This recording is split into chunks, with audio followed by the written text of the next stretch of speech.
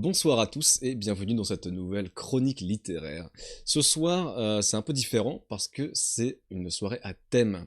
Alors de quoi on va parler? On va parler de 3 livres pour changer, mais ce sont des livres qui ont donné des films qui ont marqué l'histoire du cinéma et qui sont devenus cultissimes. J'ai pas fait exprès de choisir que de la science-fiction, je me suis juste dit, voilà, bouquin qui a donné un film cultissime. Et en fait, c'est vrai que c'est majoritairement de la SF, hein. Le premier roman s'appelle Les androïdes rêvent-ils de moutons électriques, aussi nommé Blade Runner. Je suis très content de vous parler de ce bouquin-là, parce que justement, Blade Runner, c'est un film que tout le monde connaît. Peut-être que les gens de ma génération et de celle d'encore après le connaissent moins, parce que c'est vrai que c'est pas non plus un film tout récent, hein.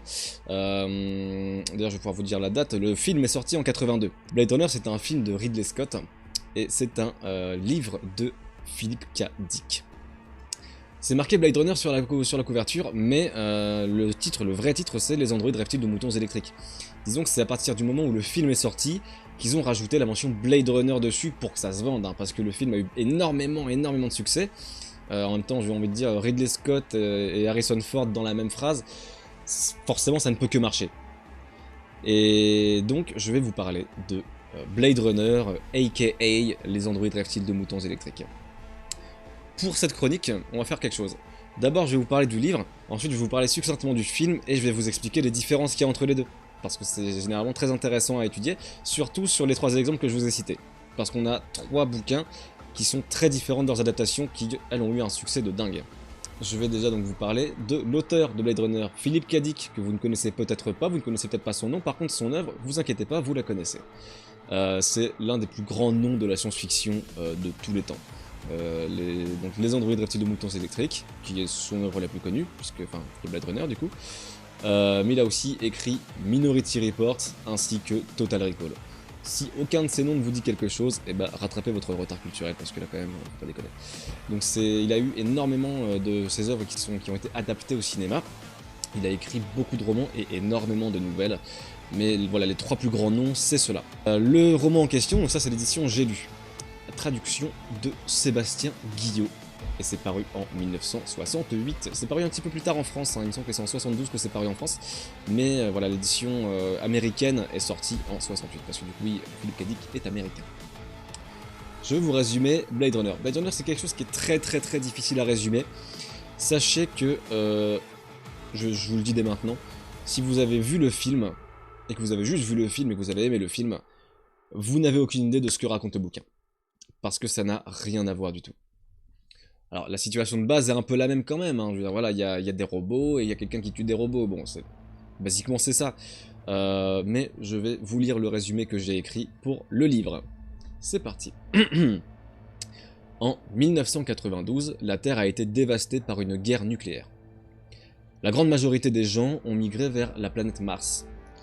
Sauf certains qui n'avaient pas les moyens, ni l'envie, ou l'envie de partir. Parce que déménager sur Mars, hein, ça coûte cher.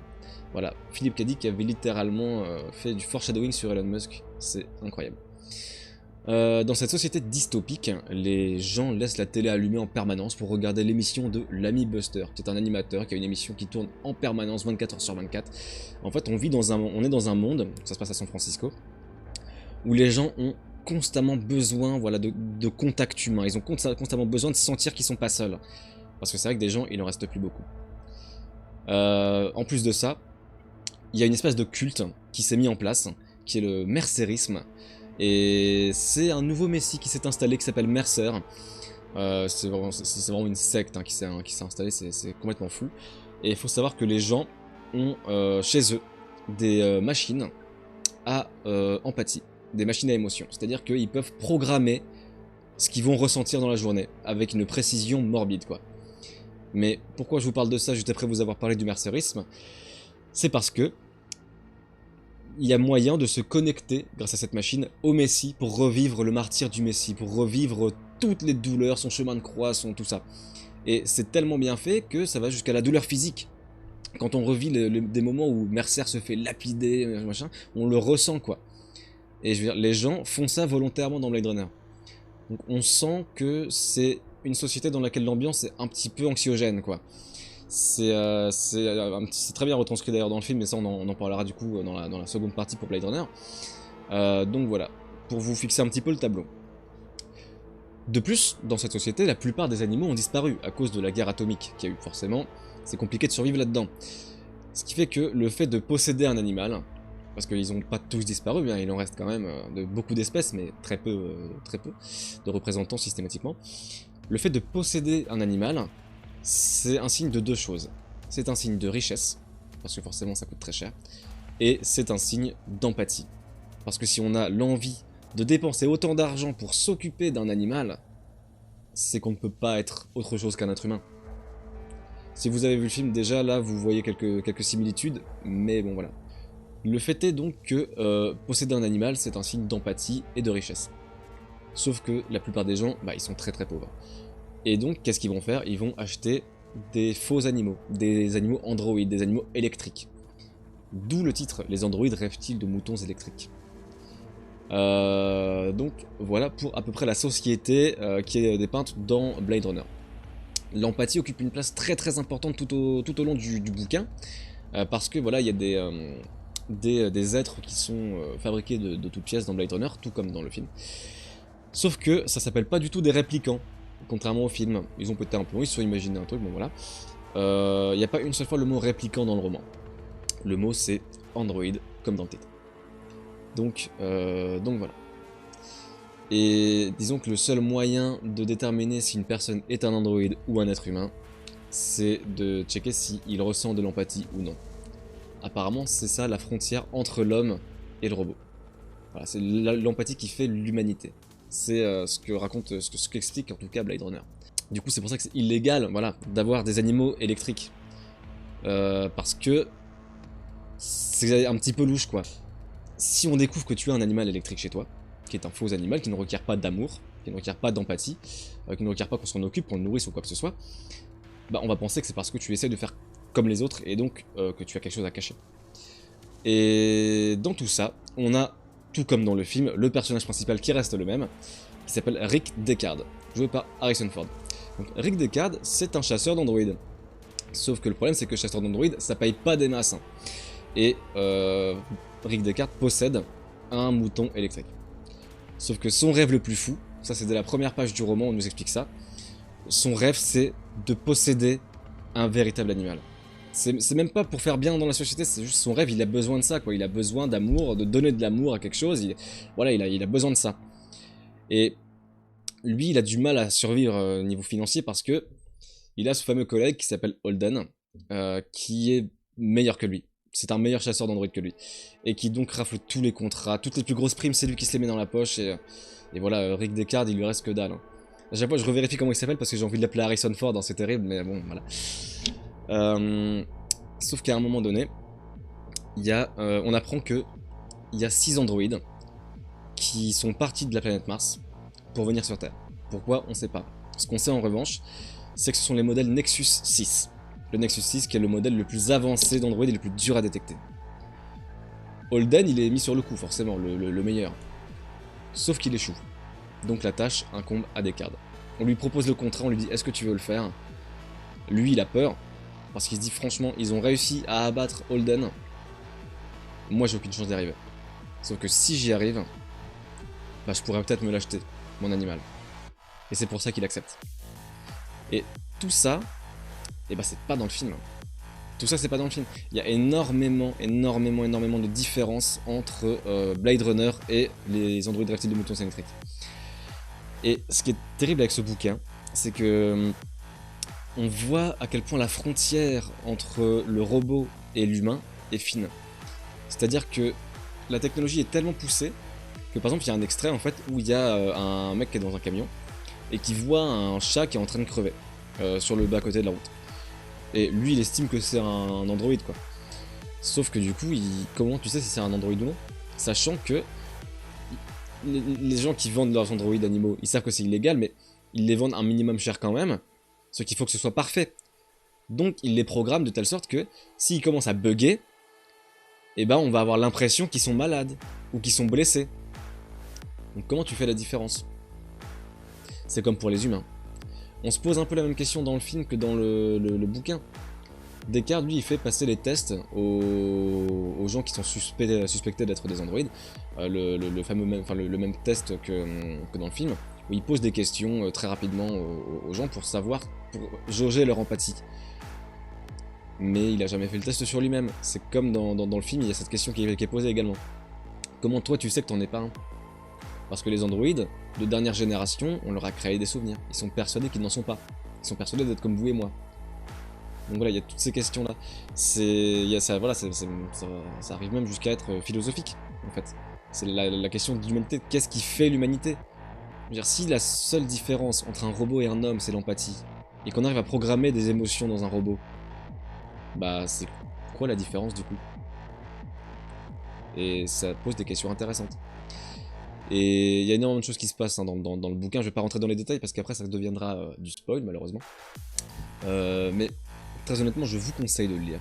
C'est un très bon bouquin et ça donne vraiment une autre, comment dire, un autre point de vue sur l'histoire de Blade Runner qui est vraiment très différente et qui est du coup excessivement méconnue. C'est un peu comme l'histoire de Frankenstein. Bon, ça n'a rien à voir avec Frankenstein dans le texte, mais c'est similaire dans le sens où personne connaît la véritable histoire de Frankenstein parce qu'il y a très peu de gens qui l'ont lu. Par contre, tout le monde a cette vision de cette espèce de zombie de 3 mètres de haut avec des clous dans le cou, quoi. Ce qui n'a rien à voir avec le roman de base. Blade Runner, c'est pareil, personne ne connaît l'œuvre de Philip K. Dick, tout le monde connaît l'œuvre de Ridley Scott, qui est extraordinaire en plus. Hein. Je suis absolument pas en train de donner un jugement de valeur sur le livre en disant ah, c'est pas une bonne adaptation. Tu lui donnerais quelle note sur 10? C'est une bonne question. Je donne jamais de notes dans la chronique, dans le sens où de toute façon je te parle que de bouquins que moi j'ai aimé. Donc en soi, ce serait tous entre 8 et 10 quoi. C'est très difficile de juger Blade Runner. Il y a énormément de choses en fait dans ce bouquin. Et disons que c'est vrai que toute la première partie, on va dire, du bouquin, c'est vachement dans la symbolique, dans tout ça. La distinction entre un androïde et un être humain, est-ce qu'ils sont vraiment si différents? Et la deuxième partie, ça va vraiment être l'enquête de Descartes pour localiser ces 6 androïdes, essayer de parvenir à faire sa mission, et se balader dans cette société-là, quoi. Donc le symbolisme, il s'efface un petit peu pour laisser place vraiment à l'action. Et donc voilà, c'est un peu compliqué de noter ce bouquin-là, il y a presque 2 bouquins en un, en fait. Donc voilà. Le film donc de Ridley Scott est sorti en 1982. Alors si vous cherchez Blade Runner sur internet, déjà vous tomberez directement sur le film. Et généralement la première chose qu'on en dit c'est adaptation très libre du roman de Philip K. Dick. Et c'est réel, hein, c'est vraiment très libre, très librement adapté. J'avais commencé à lister les différences. Bon à un moment donné j'ai arrêté tellement il y en avait. C'est comme si c'était les différences entre Shining de Kubrick et de King. Au bout d'un moment, t'arrêtes et puis tu t'abandonnes, tu dis non, c'est juste que ça n'a rien à voir en fait. Voilà, j'ai noté par exemple que dans le film on appelle ça des réplicants, dans le livre on appelle ça des androïdes. C'est une différence. La plus grosse différence pour moi dans le film, c'est que les méchants sont vraiment charismatiques. Les antagonistes sont beaucoup plus importants, c'est-à-dire que les androïdes on les voit plus, et ils ont beaucoup plus de personnalité. C'est-à-dire que Roy dans le film, pour ceux qui ne se souviennent pas du nom, c'est le blond, hein, c'est le chef des réplicants, qui a un charisme mais atomique, qui a des tirades de plusieurs minutes où il te parle de la vie, et c'est fascinant as fuck, c'est incroyable, c'est très bien, un personnage très bien écrit, qui est presque inintéressant dans le roman en fait. Parce que le roman en fait on s'en fout de leur vie aux androïdes techniquement dans le roman. Alors que dans le film c'est hyper important. Et quand j'ai lu le bouquin, moi j'avais déjà vu le film même plusieurs fois. Et c'est vrai que ça c'est un aspect, c'est le seul aspect que j'ai trouvé dommage dans le livre. C'est que on n'a pas ce fameux Roy qui est hyper marquant. Je veux dire, déjà l'acteur est extrêmement bien choisi. Il a une tête mais extraordinaire. Des expressions du visage, un jeu d'acteur, mais c'est surtout les répliques et la façon dont il les dit, c'est extraordinaire. Et malheureusement, on n'a pas ça dans le bouquin. C'est pour ça que, pour moi, faut pas se dire, bah, il y en a un qui est mieux que l'autre. Pour moi, les deux sont aussi bien l'un que l'autre, en fait. Que ce soit le livre ou le film. Mais pour des raisons différentes, on va dire. Une différence également, c'est que dans le film, Descartes, donc Harrison Ford, il vit seul. Voilà, il est seul dans un appart. Alors que dans le livre, il est marié. Dès le chapitre 1, il se réveille aux côtés de sa femme, et qui est en dépression nerveuse d'ailleurs, c'est un peu compliqué sa vie. Mais voilà, dans le film, et dans le livre, pardon, il est marié, alors que dans le film, il est célibataire. Donc c'est une différence. Et pareil, il y a un personnage qui est excessivement différent du livre au film. Dans le film, il s'appelle J.F. Sébastien. C'est un personnage qui est très marquant. C'est celui qui va accueillir les androïdes chez lui. Et enfin les réplicants, du coup, vu qu'on parle du film. Et c'est lui qui sait fabriquer plein de petits jouets dans son appartement qui sont ses amis. Voilà. Dans le livre, il est très très différent. Il est très présent aussi, même encore plus que dans le film. Il s'appelle John R. Isidore dans le livre. Donc, rien à voir, je sais pas pourquoi, ils ont changé son nom. Donc c'est pas le même personnage, voilà, il a la même fonction, mais c'est pas la même personne. Et en fait, John R. Isidore, c'est un mec qui a subi les radiations liées à la guerre de 92. Et qui donc a été jugé inapte de migrer vers Mars en fait. Donc lui, c'est pas parce qu'il est trop pauvre ou parce qu'il avait pas envie qu'il a pas pu partir. C'est parce qu'il était tellement ravagé qu'il était même plus considéré comme un être humain. C'est là aussi qu'on sent la dystopie. Et c'est un personnage qui est excessivement important et en fait il est très simplé. Il est simple d'esprit en fait, Isidore dans le bouquin. Et ça donne lieu à des scènes qui sont terribles. Parce qu'on voit ces androïdes qui sont vraiment, ils sont vraiment beaucoup plus inhumains dans le bouquin. Je veux dire, ils sont vachement moins dans les émotions que dans le film. Et ils se servent de lui, mais c'est horrible parce que toi t'as appris à le connaître ce personnage dans le bouquin et ça fait de la peine quoi. Alors que techniquement, en vrai, dans le film, t'as pas vraiment le temps de t'y attacher. Bon, c'est ce principe de fabriquer ses jouets, de fabriquer ses amis parce qu'il est seul, c'est mignon. Mais c'est voilà, c'est différent. Dans le livre, il n'y a pas ça. Dans le livre, il va pas fabriquer des choses. Par contre, il a une espèce de syndrome de Diogène un peu chelou. Dans son appartement, vraiment, il marche sur les objets tellement il y en a, quoi. J'avais écrit John R. Isidore s'appelle J.F. Sébastien dans le film. Dans le livre, il est simple d'esprit et ne fabrique pas de robots. Cependant, son appart est toujours autant en bordel. Voilà, parce que du coup, j'ai revu Blade Runner aujourd'hui et j'ai remarqué qu'effectivement, son appart, il est bien comme dans le livre, quoi. Et dernier point, dernière différence que j'ai notée, c'est que dans le livre, il n'y a pas de placement de produit pour Budweiser et Coca-Cola. Contrairement au film où on nous bombarde de pubs Coca-Cola en permanence, on a l'impression d'être sur TF1, c'est extraordinaire. Mais oui, il y a des scènes du film qui sont assez extraordinaires, où on voit une espèce de gros plan sur la ville, vue du ciel, vraiment dans la pénombre, c'est hyper anxiogène. Et t'as une espèce de panneau publicitaire qui prend la moitié de l'écran, avec une pub Coca-Cola en boucle. Et c'est... Les placements de produits dans les films, c'est logique, faut bien le payer, tu vois. Mais putain, il y a genre 4 ou 5 fois où tu vois la pub Coca-Cola dans Blade Runner, moi ça me fait beaucoup rire. Bon, du coup, il n'y a pas ça dans le livre. Bon, j'ai relevé ça pour rigoler, mais bon, voilà quoi. C'est à peu près ce que je peux vous dire sur Blade Runner. Blade Runner, c'est voilà, un bouquin de Kadik qui est sorti en 68 et qui en 82 a donné lieu à un film extraordinaire, très très marquant, avec Harrison Ford dedans, qui d'ailleurs a le même doubleur que Jeff Goldblum. Voilà, petite information, en français évidemment. Et oui, c'est très très très différent hein, quand tu passes du livre au film. Mais les deux sont vraiment très bien, les deux méritent d'être vus / lus. Donc je ne peux que vous les conseiller. Voilà. Donc c'est fini pour Blade Runner. Mais c'est vrai que c'est un des meilleurs livres de dystopie que j'ai pu lire. Il y a vraiment tout dedans quoi. Et c'est un peu terrifiant. Il y a vraiment du 1984, du meilleur des mondes, il y a un peu de Ravage, il y a un peu de tout là-dedans quoi. C'est d'ailleurs que des livres qui sont sortis avant, mais on va pas trop en parler. On a fini de parler de Philippe K. Dick, Blade Runner. Nous allons désormais parler de La planète des singes de Pierre Boulle. Si quelqu'un dans le chat ose me dire je connais pas, je le croirais pas, à l'évidence. Alors, La planète des singes, donc édition Pocket. En soi, je vous ai mis les livres dans mon ordre croissant de préférence, on va dire. Sachant que j'ai déjà adoré Blade Runner, hein, donc là ça ne fait que monter. Hein. Et en tout, il y en a 3 du coup. La planète des singes, paru en 63. Je ne vais pas vous préciser le traducteur pour la bonne et simple raison qu'il n'y en a pas, parce que c'est français Cocorico, La planète des singes, une des œuvres les plus connues de tous les temps. Et bah c'est français, Pierre Boulle. né en 1912 et décédé en 1994. Vous allez voir, là aussi, c'est très très différent de tous les films La Planète des Singes que vous avez pu voir. Tout comme Blade Runner, La Planète des Singes est très très différente des adaptations qu'elle a eues. Alors déjà, la dernière trilogie qui est sortie est très différente dans le sens où c'est un préquel, donc à l'évidence, ça ne peut pas être fidèle au bouquin. Mais moi, le film que j'ai revisionné pour cette chronique, c'est le premier. Donc, je vais vous répéter dès maintenant le réel et la date de sortie. Le film est sorti en 68, réalisé par Franklin Schaffner, voilà. C'est celui-là que j'ai rematé, avec Charlton Heston, non. Voilà, donc c'est sur celui-là que je me base, puisque celui de Tim Burton n'existe pas. Voilà. Si c'était pas clair, je le reprécise. Je vais vous lire le résumé que j'ai écrit sur La Planète des Singes. Alors, oui, dans le film, ils ont changé beaucoup de noms, donc là, les noms que je vais vous dire, normalement, ça vous dira probablement rien, mais voilà, c'est des noms très français, quoi. Donc, le journaliste Ulysse Mérou, c'est vrai que c'est quand même... Déjà, tu sens que le mec est pas bourré de charisme juste à entendre son blaze, quoi.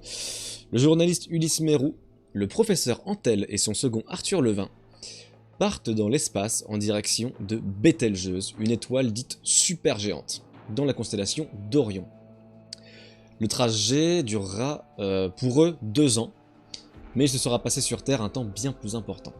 En gros, vu qu'ils vont à la vitesse de la lumière et tout, bon voilà, plein de jargon scientifique, le temps pour eux passe beaucoup plus lentement. Si vous avez vu Interstellar, vous connaissez déjà tout ça. Donc eux, ils voyagent pendant 2 ans, ils accélèrent à fond pendant 1 an, et l'année d'après, ils freinent jusqu'à arriver. En gros, c'est ça. C'est expliqué dans le livre. Et il se passe à peu près 2700 ans sur Terre. Donc ils savent que c'est un voyage sans retour, ou en tout cas s'ils reviennent, ça n'aura plus rien à voir. Donc ils en ont conscience, ils s'en foutent, pour la science, ils y vont. L'objectif c'est quoi? C'est trouver de la vie. Voilà. Donc voilà, je continue. Leur but est d'explorer des coins reculés de l'univers, où l'homme n'aurait jamais pensé mettre les pieds. Et pourquoi pas, y chercher la vie. Je tiens quand même à rappeler, c'est paru en 1963, hein. L'homme n'avait pas marché sur la Lune. Donc, voilà, il faut savoir aussi que c'était encore plus de la science-fiction pour les gens qui le lisaient que pour nous aujourd'hui. Même si c'est déjà, bon, ça reste impossible, mais pour les gens de l'époque, encore plus inatteignable que pour nous.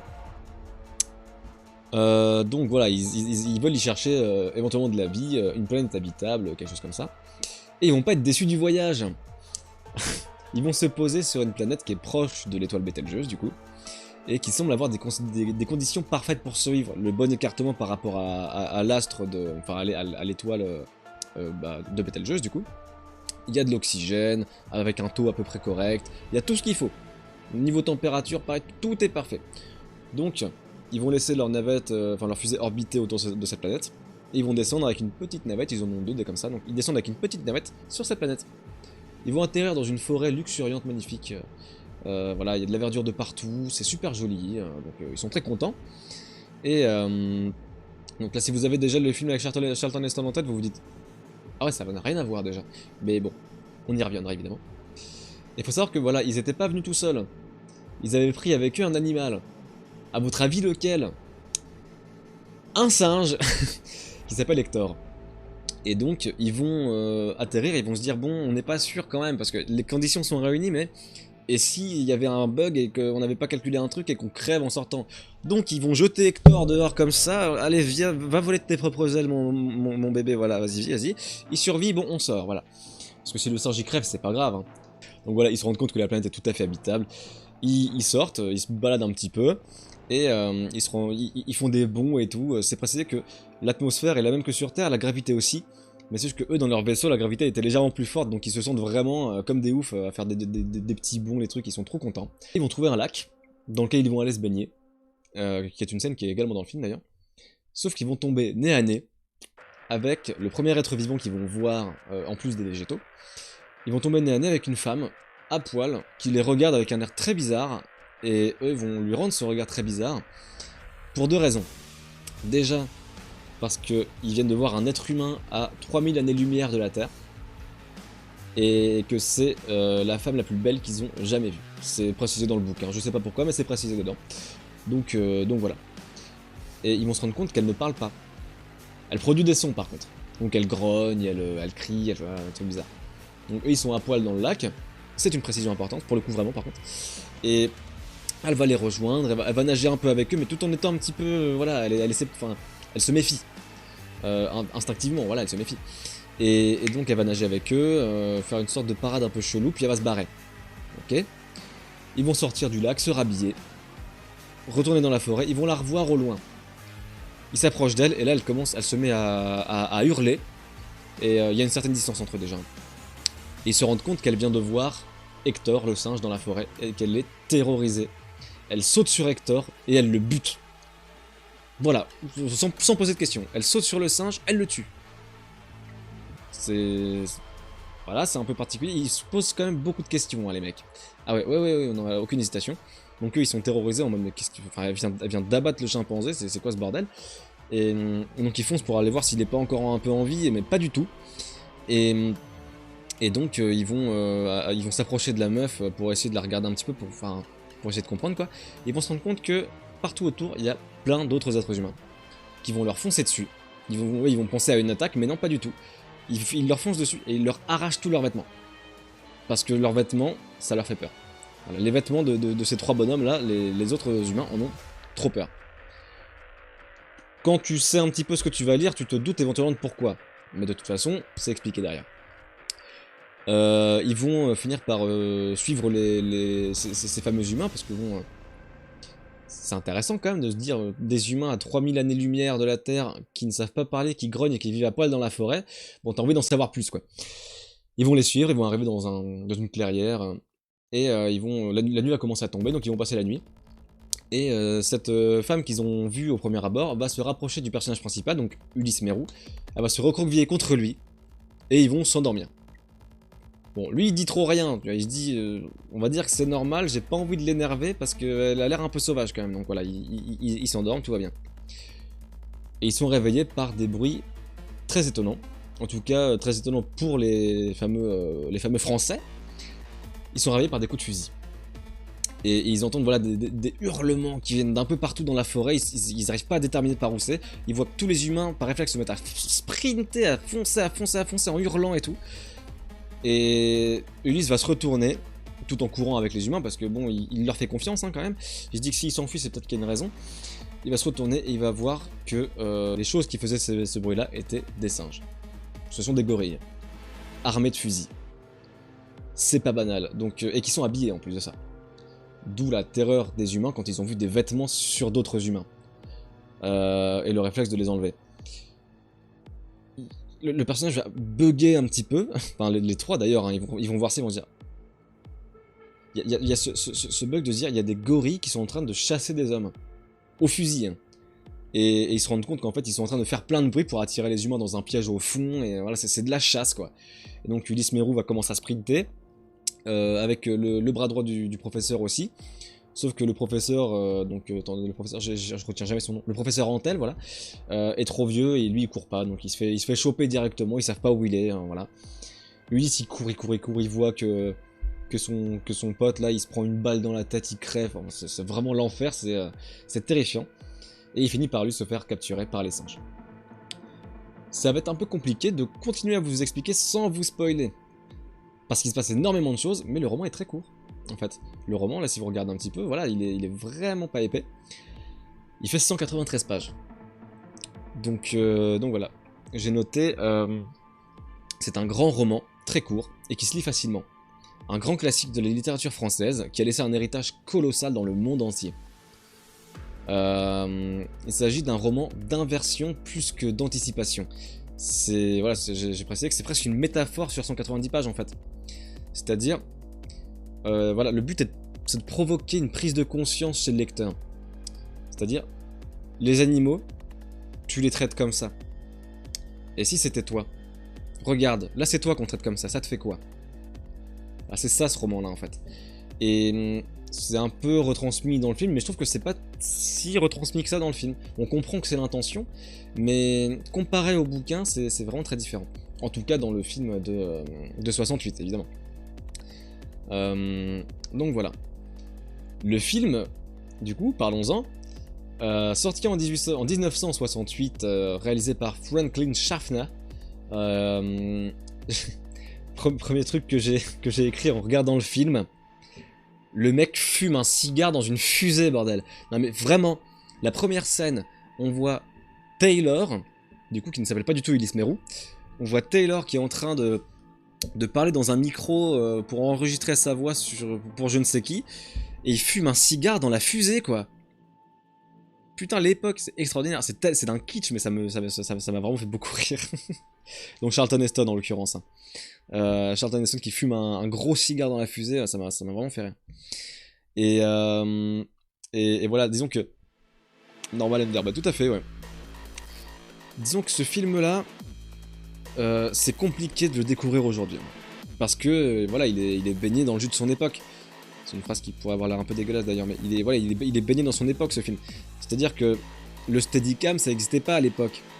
Donc il y a des scènes extraordinaires où tu vois Taylor en train de se battre ou en train de sprinter, des trucs comme ça, tu sens que le caméraman il court derrière et il y a tout qui tremble, c'est n'importe quoi, parfois il fait des zooms, tu te demandes sur quoi, parce que tu comprends même pas ce qu'il te montre, mais c'est drôle, tu vois, ça entache pas la qualité du film, mais c'est kitsch, c'est rigolo. Tu le regardes aujourd'hui, tu rigoles, alors qu'à l'époque tu te disais waouh, incroyable.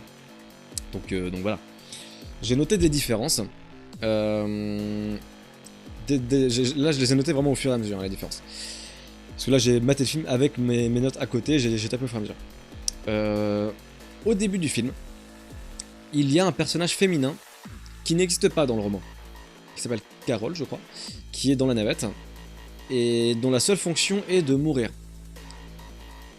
C'est pas un spoil, hein, c'est vraiment au bout de 3 minutes de film à peu près. À tout casser, voilà, au bout de 3 minutes, elle crève, elle a pas eu une seule réplique. Mais ils ont rajouté ce personnage parce que, bon, voilà, mais bon, ce personnage existe. Mais pas dans le livre, voilà.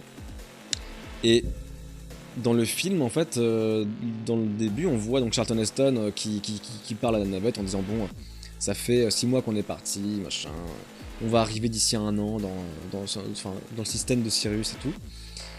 Et ensuite, on voit que les 2 autres astronautes hommes et la femme, du coup, qui n'existent pas dans le livre, sont tous dans des espèces de caissons de cryogénisation chelou, en train de dormir. Et lui, il se met dans le sien, il appuie sur une touche, il s'est déjà mis un truc dans les vannes juste avant, et il s'endort, et jusqu'à atterrir, en fait. C'est pas du tout dans le bouquin, ça, en fait. Ils ne dorment pas du tout, ils font juste leur trajet pendant 2 ans. Parce que, il y a un truc qui est pas cohérent. Je trouve, pour moi, après, moi, je suis pas un scientifique, mais pour moi, quand on dit, bon, pour vous, ça fait 2 ans, pour la durée de la Terre, ça fait 2700 ans. Ça veut dire que eux, ils vieillissent de 2 ans.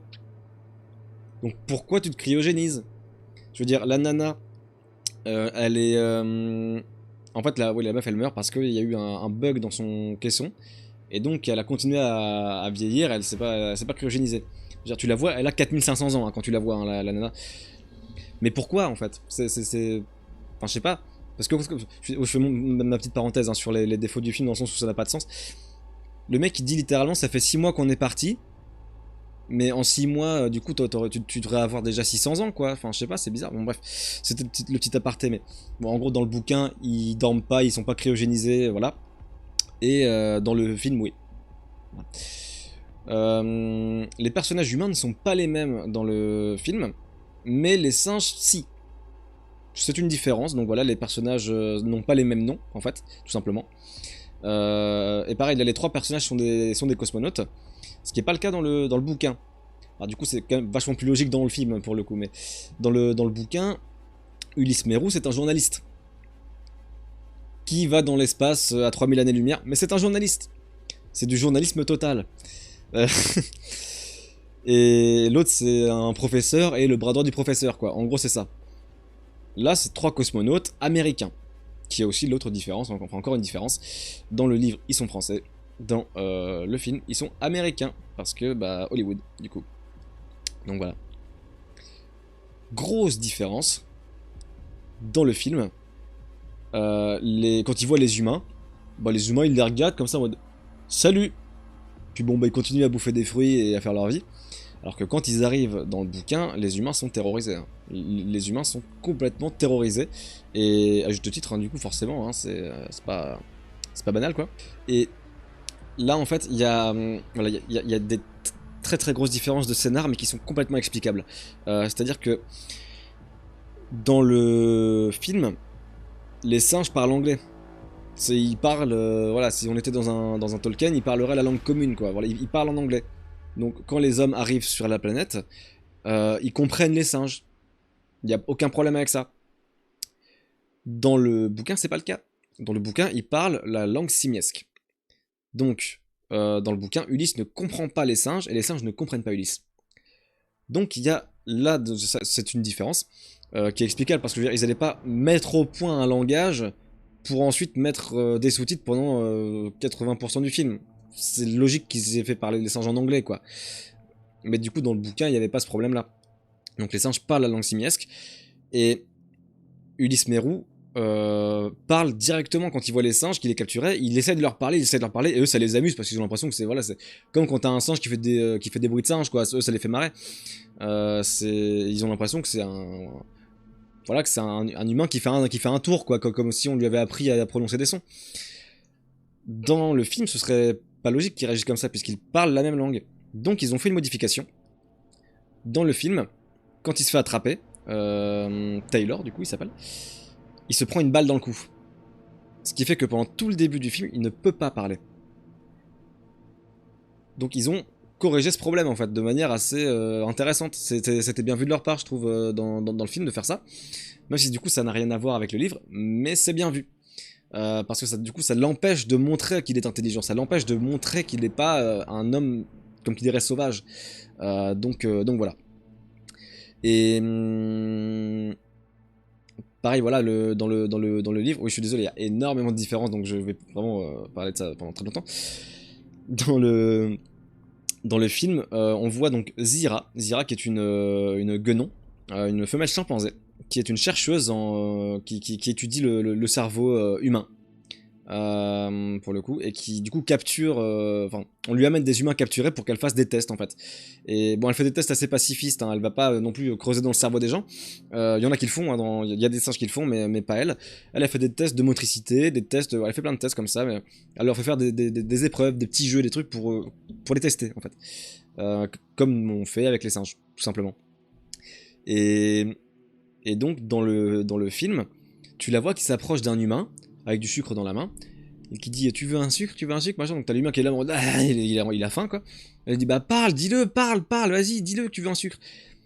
Et quand t'as lu le bouquin, tu la comprends pas trop cette scène-là, parce que dans le bouquin c'est tout le contraire en fait. À aucun moment un singe peut imaginer qu'un homme pourrait éventuellement parler. Alors que elle est persuadée dans le film que les hommes peuvent parler, je suis sûr et tout. Et là c'est tout le contraire dans le livre, parce que elle ne se doute pas qu'un homme peut parler. Mais surtout, ils veulent absolument pas que les hommes puissent parler, en fait. Eux, ils sont très bien dans leur domination totale du monde, quoi. Donc, un être humain qui pourrait parler, ça les arrangerait vraiment pas. Donc, ils vont pas essayer de faire en sorte que les hommes puissent parler. Donc voilà. C'est une très très grosse différence, pour le coup, de point de vue des singes, des humains par les singes, quoi. Je sais pas si c'est clair ce que je dis, mais voilà. Bon, ensuite, j'ai marqué, en vrai, ça n'a rien à voir. Voilà, j'ai perdu patience, j'ai marqué, bon, en vrai, ouais, je vais pas continuer à lister les différences, parce qu'en soi, il y en a tellement. Et pas trop de rapprochement entre le livre et le film, en fait. Bah, complètement, ouais. Il y a des personnages en commun, mais tout est hyper différent. Pareil, dans le film, il arrête pas d'essayer de s'enfuir, il agresse les gens, il est hyper... il est même insupportable par moments, le personnage principal. Dans le livre, il essaye vraiment de montrer à quel point il est supérieur. Mais de montrer à quel point il est intelligent, pas supérieur à eux, mais supérieur à ce qu'ils pensent en fait de lui.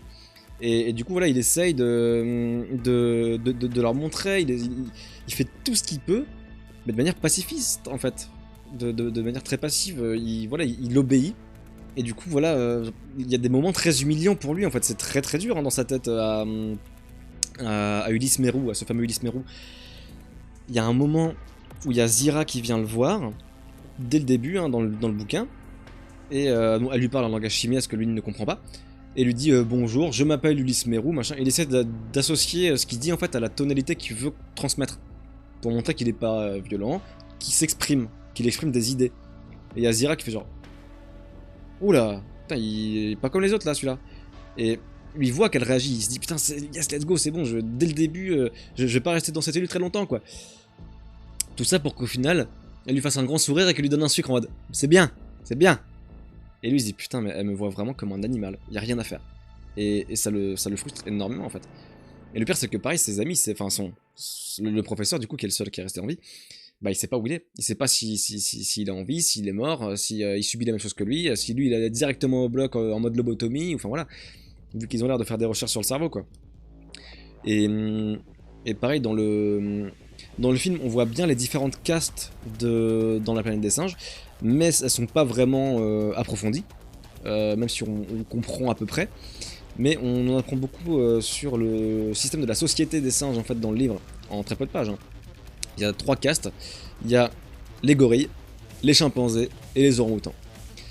Les orang-outans, c'est le ministère des sciences, hein, c'est eux qui donnent le savoir aux gens. Les chimpanzés, c'est eux qui découvrent le savoir et qui le transmettent aux orang-outans, qui eux sont chargés de le transmettre à tout le monde. Et les gorilles, c'est le haut du panier et le bas du panier. C'est-à-dire que les gorilles les plus riches sont au-dessus encore des orang-outans, mais les plus pauvres, bon bah c'est des vigiles. Voilà, et ils sont là pour faire les tâches un petit peu ingrates, quoi. C'est eux qui vont garder les prisonniers, c'est eux qui vont faire de la manutention, parce que bah, ils sont costauds, quoi. D'ailleurs, ça me fait penser à un détail qui est extraordinairement drôle dans le film. C'est que, en vrai, Charlton Heston, putain, il est balèze quand même. Je veux dire, dans le film, c'est normal, c'est vieux, hein, mais les costumes sont très... comment dire, c'est surtout du maquillage, donc ils ont un visage simiesque, mais ils ont un corps d'homme, quoi. Ce qui fait qu'on a tendance à oublier que c'est censé être des vrais singes. Et quand on voit Charlton Heston faire un 1 contre 4 contre des gorilles et il les déboîte, c'est quand même extraordinaire. Hein. Je veux dire, il a mangé que du sucre pendant 2 semaines, hein, donc bon, il est sacrément costaud quand même. Hein. Donc tous les moments où il tabasse des gorilles, genre, tu sais, tu vois vraiment, il met une steak à un gorille, le gorille est évanoui, quoi. C'est trop rigolo. C'est pas dérangeant quand tu regardes le film, c'est juste marrant, quoi. C'est typique de l'époque, hein, où on s'en fout des détails, quoi. Et en vrai, il y a un moment qui m'a vraiment beaucoup fait rire aussi. C'est le moment où, genre, la scène commence, tu vois le truc et tu fais... C'est... À un moment donné, en fait, il y a une sorte d'audience à laquelle Taylor participe dans le film et à laquelle Ulysse participe dans le bouquin. L'audience est là pour des raisons différentes dans le film et dans le livre. Je vais pas vous expliquer le pourquoi du comment, mais en gros, il est censé s'exprimer devant des singes. Bon. Dans le livre, il est dans une espèce d'équivalent de l'Assemblée nationale avec 3000 singes devant lui qui sont tous là à l'écouter. Donc voilà. Dans le film, tu vois 3 orang-outans qui ont la flemme, qui font bon allez, tu veux quoi? Et vraiment, moi je venais de finir le bouquin quand j'ai maté le film, j'ai vu les 3 orang-outans mal maquillés, j'ai explosé de rire, quoi. Genre, normalement, t'as littéralement 3000 singes devant lui et c'est le parallèle est quand même assez costaud, quoi. Donc voilà. C'est vrai que c'est un bouquin qui est...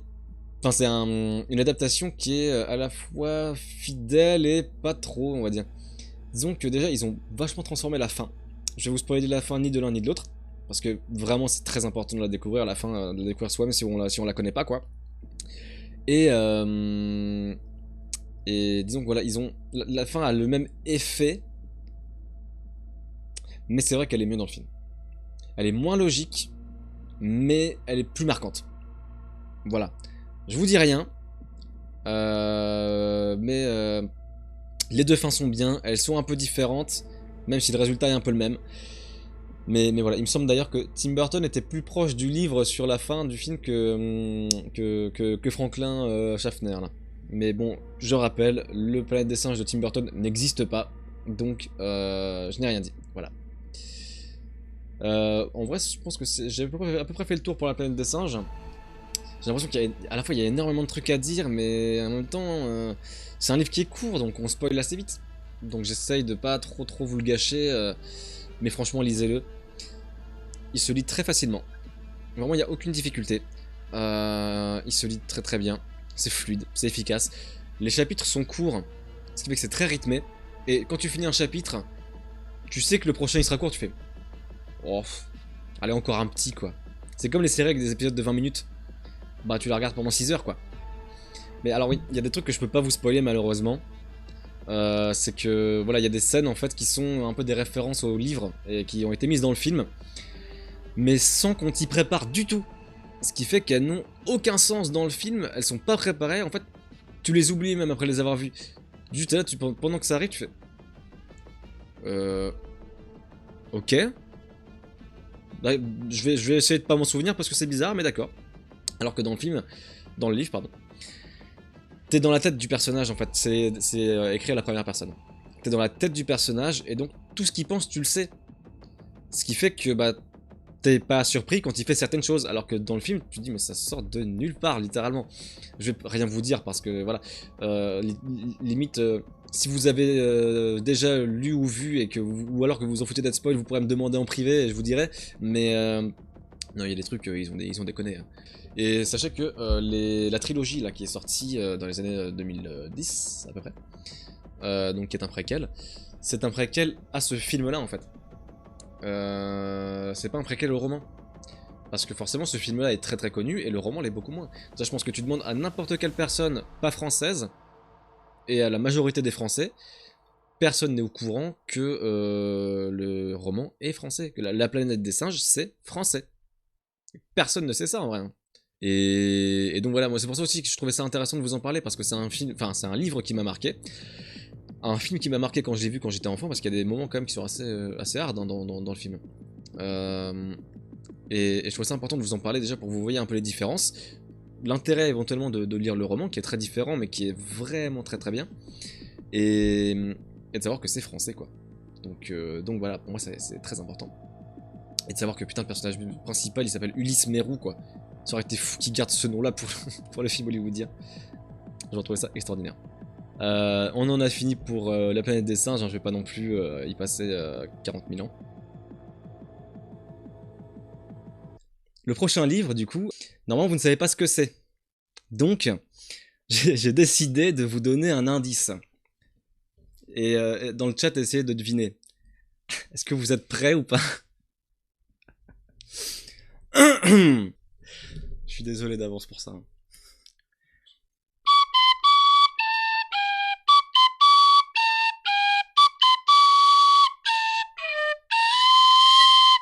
Jurassic Park, let's go!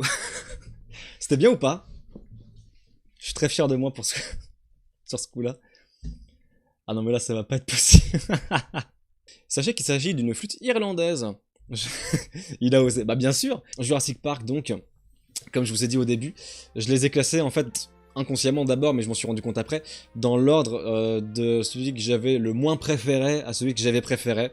Vous voyez que Jurassic Park est en 3ème position, c'est mon préféré des 3 dont je vous parle ce soir. C'est une des lectures qui m'a le plus marqué ces derniers mois. Très honnêtement, hein. J'ai adoré ce roman, c'est extraordinaire. Tu triches, tu as parlé de Jurassic hier avec Aka et avec Iso du coup, parce que Aka c'est moi. Et tu as pas tout vu. Oui, je n'ai pas tout vu, mais c'est parce que ce roman, c'est juste l'équivalent de Jurassic Park 1 en fait. Jurassic Park, premier du nom, c'est l'adaptation de ce roman. Les suites, c'est des fanfictions. Et donc non, j'ai pas vu Jurassic Park 2 ni 3, je sais, c'est terrible. Mais vu qu'ils ont rien à voir avec le bouquin, et bah c'est pas grave. Voilà, donc je me suis permis quand même. Donc, Jurassic Park. Je vais déjà vous parler de l'auteur, Michael Crichton. Michael Crichton, c'est qui? C'est un Américain qui est né en 1942 et qui est décédé en 2008, donc il est mort il n'y a pas si longtemps que ça. C'est, je pense, intéressant de savoir ce que faisait Michael Crichton dans la vie. En plus d'être auteur, je veux dire. La formation qu'il a eue plutôt. Parce que quand on voit la complexité de Jurassic Park, en termes scientifiques, on se dit que déjà il a forcément fait des recherches, mais surtout qu'il avait probablement une bonne base.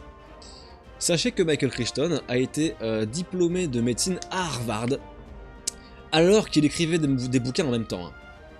Le mec a commencé à écrire des romans pour financer ses études. Et il y a un de ses romans qui a été remarqué par Stephen King, et donc ça l'a propulsé de manière atomique, hein, et il a publié Jurassic Park en 1990. Voilà. Traduction par Patrick Burton. Ah, sacré bonhomme Michael Crichton. Je vais vous résumer le bouquin. Alors, je pense que sur les trois, le film Jurassic Park est la meilleure adaptation. En termes de fidélité, je veux dire. Et puis aussi, c'est le meilleur film, hein, on va pas se mentir, hein, c'est trop bien Jurassic Park. Si vous n'êtes pas d'accord, bah, c'est que vous êtes trop jeune, potentiellement. Bref, je vais vous lire le résumé que j'ai écrit sur Jurassic Park. Parce qu'en fait, sur la 4ème, il y a un spoil directement, donc c'est un peu con, quoi. Donc je vais vous lire la description sans spoil, voilà. John Hammond, un milliardaire de 76 ans, a acheté Isla Nublar, une île à l'ouest du Costa Rica, dans un but bien précis, Il veut y construire un parc zoologique. Mais pas n'importe quel parc, le parc Jurassique. Alors oui, parc Jurassique, c'est le titre québécois du film, mais c'est aussi le nom qui est donné dans le parc, dans la version française du bouquin, donc c'est toujours un peu drôle, hein, parce que systématiquement tu le prononces en québécois dans ta tête quand tu lis, hein. En tout cas quand t'es moi, c'est voilà. Bienvenue au parc Jurassique. Je sais pas faire l'accent québécois, mais dans ma tête je le fais super bien, je vous assure. Donc voilà, il veut y construire le parc Jurassique, dans lequel les dinosaures seraient réels. Selon lui, le parc est fin prêt. En tout cas, pas loin. Il y a quelques employés qui y sont passés, donc il faut quand même faire des vérifications. Donc il va inviter quelques personnes à venir visiter le parc sur un week-end. Ces personnes sont son avocat, qui s'appelle Gennaro, un mathématicien du nom de Ian Malcolm, et les paléontologistes Alan Grant et Ellis Sattler. Ellis Sattler qui est spécialisé dans les végétations, pas préhistoriques, mais de ces époques-là. Donc voilà. Ils vont venir passer un week-end sur l'île, afin d'émettre un jugement et de dire est-ce que c'est dangereux ou non. Donc c'est vraiment eux qui vont avoir le dernier mot, hein. C'est pour ça qu'ils sont là. Hein. Sur le moment, Sattler et Grant, donc Ellie et Alan si vous préférez, ils savent absolument pas à quoi s'attendre en fait. Tout ce qu'ils savent, c'est que John Hammond, c'est le gars qui finance leurs études. Enfin, pas leurs études, mais comment on dit, leur fouille quoi, tout simplement en fait, leur boulot, c'est lui qui finance tout ça, parce que c'est pas financé par l'État la paléontologie, donc ni l'archéologie, donc voilà, lui il les finance depuis toujours, donc quand il leur dit tu viens, bon, ils se sentent mal de refuser, mais un parc zoologique en soi, ils ont pas grand chose à faire, hein. Donc pour les convaincre, parce qu'il veut pas les spoiler, un peu comme moi quand je vous parle des bouquins, il veut pas les spoiler, il veut qu'ils aient la surprise, il leur dit bah écoutez, si vous venez tout le week-end, je vous paye 60 000 $. Et du coup, ils se regardent, ils disent, mais c'est assez pour couvrir les frais pour 2 ans, là. Bon, c'est qu'un week-end, on y va. À la base, ils voulaient pas y aller parce qu'ils venaient de déterrer un cadavre de jeunes vélociraptors. Donc, ils avaient vraiment besoin de rester là où ils étaient, quoi. Donc voilà, ils vont, disons qu'ils disent à John Hammond, bon, moi voilà, on vient de déterrer un cadavre de raptor vieux de 70 millions d'années. On peut pas partir maintenant. Il a envie d'exploser de rire parce qu'il se dit moi j'en ai littéralement 12 des vrais, donc viens, tu vas pas être déçu. Donc ils sont convaincus par l'argent. Voilà. Pour financer leur recherche. Voilà, c'est le mot recherche que je cherchais tout à l'heure. Donc ils vont y aller. Et c'est rigolo parce que dans le film, bon, de toute façon le film je vais y revenir après, hein, mais on voit leur trajet en hélicoptère, bon on voit que ça dure pas non plus des millions d'années quoi. Dans le livre c'est interminable le trajet en hélico, hein, vraiment. Hein. Ils arrêtent pas de faire des arrêts en fait. Genre d'abord ils arrivent tous les deux, avec John Hammond, ensuite ils s'arrêtent, ils vont chercher Ian Malcolm, et puis ensuite ils s'arrêtent, ils vont chercher Gennaro, et puis ensuite ils s'arrêtent, ils vont chercher Denis Nedry. D'ailleurs bah, de toute façon Denis Nedry, oui je vais vous en parler. Hein. Denis Nedry du coup qui est un informaticien qui travaille au parc Jurassique. C'est le gros bonhomme que vous voyez dans le film, hein. Il est parfaitement bien choisi, il a pile la gueule qu'il faut, c'est très impressionnant. J'ai capté en fait en lisant son nom, parce que quand tu entends son nom tu y penses pas vraiment, qu'en fait c'est un jeu de mots, son nom de famille.